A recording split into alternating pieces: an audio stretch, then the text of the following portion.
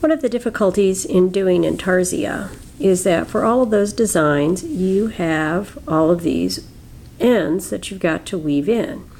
And if you don't do it properly, the stitches on the front of the work can look really awful. So I'm going to weave in this little top section up here. And notice that I've got these big holes. And when I look at them on the right side, I got big holes.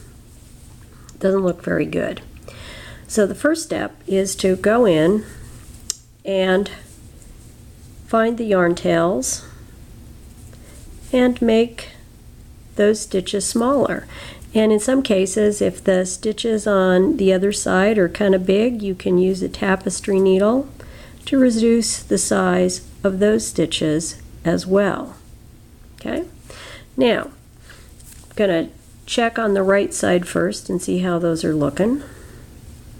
And they're pretty good, except that one stitch there is a little big.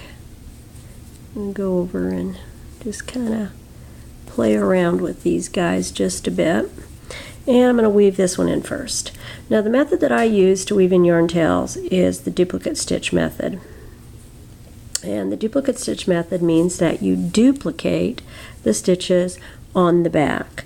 And they're going to be reverse stockinette stitches that I'm duplicating. So this stitch, you're going to want to take the yarn tail in the direction it would have been gone if you'd continued to knit with it, and that is going to guarantee that this piece is going to have some elasticity to it.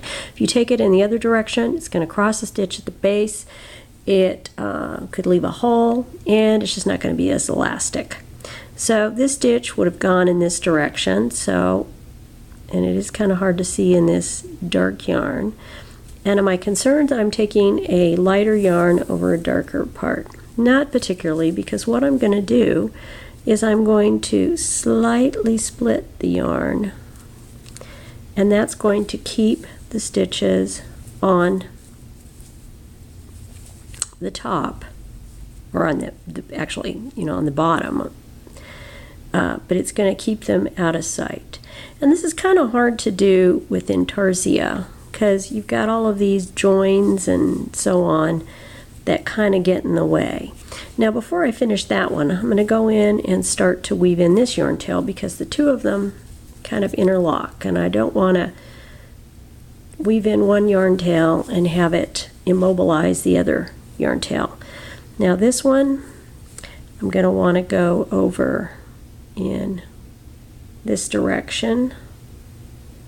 And notice I'm just kind of splitting the yarn.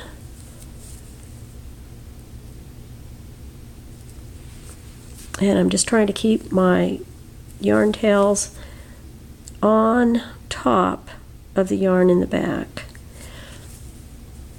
And that's going to pretty much immobilize it. Now how much do I need to do this? Not that much. This really stays in place. And you can see that the front of the work, it looks very good where I've woven it in. The stitches are the same size.